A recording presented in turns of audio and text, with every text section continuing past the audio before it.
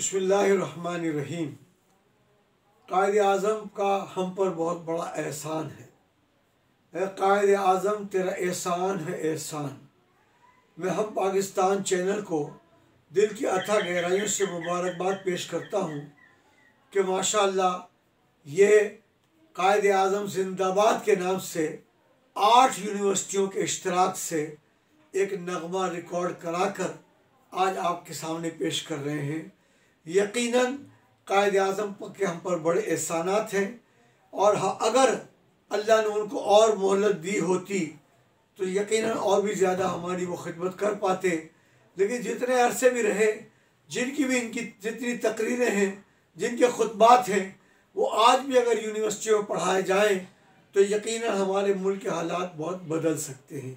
तो बहुत अच्छा ख्याल आया हम पाकिस्तान चैनल को कि आगा मसूद साहब की सरबराही में और आसिफ रफ़ीक साहब की भाग दौड़ के तहत जो है वो नगमा बना रहे हैं और इस मौके को हम आपके सामने उस वक्त पेश कर रहे हैं जब हम कायद-ए-आज़म के म्यूज़ियम पर मौजूद हैं।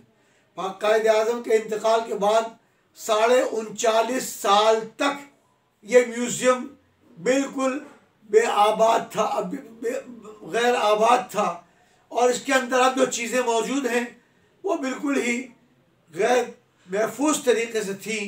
अल्लाह ताला ने मुझे इसी इलाके से, कायद-ए-आज़म के इस इलाके से ही इलेक्ट किया MNA और मैं फेडरल मिनिस्टर बना और मेरे पास हाउसिंग और वर्क्स माहौलियात का महकमा आया तो अल्हम्दुलिल्लाह ये म्यूज़ियम बनाने का ख्याल भी आया। और ख्याल आने के बाद बाद औक़ात कई साल लग जाते हैं, लेकिन इसी मिनिस्ट्री के दौरान आप इसको वज़ीफ़े करते हुए पढ़ लेंगे कि 23 मार्च 1988 को कायद-ए-आज़म के इस खादिम ने इस म्यूज़ियम को कंप्लीट करा के ख़ुद इसको इफ्तिताह किया। अब मेरी अदना सी दरख्वास्त यही है कि पाकिस्तान को पढ़ें, पाकिस्तान जिंदाबाद कहें, कायद-ए-आज़म से मोहब्बत करें और भरपूर कोशिश करके कायद-ए-आज़म के पैगाम को नौजवान नस्ल तक पहुँचाना हमारा काम था, आगे पहुँचाना आपका काम है।